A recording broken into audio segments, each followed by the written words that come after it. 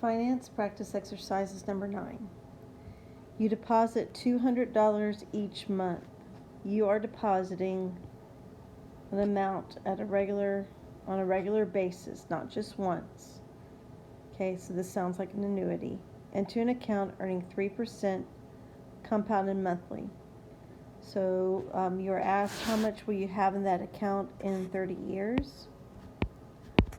Okay, so I'm looking for the final amount. My deposit is $200 each month. I have 1 plus using the annuity formula.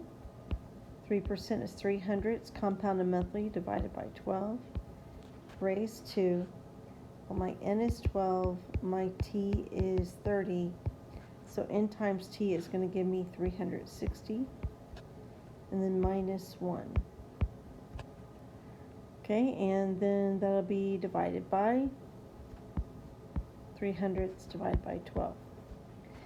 So this does matter how we put it in the calculator.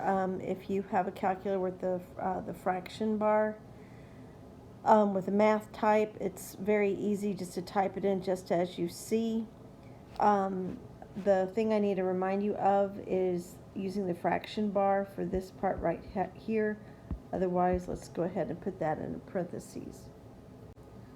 So the amount we'll come up with is $116,547.38.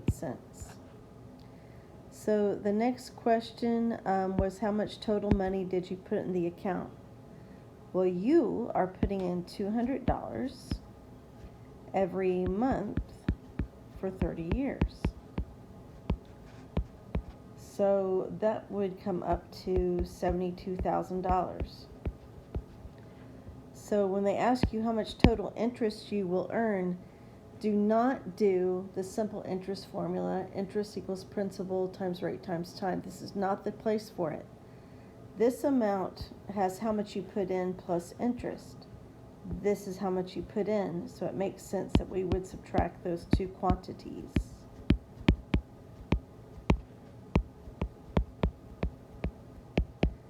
And I get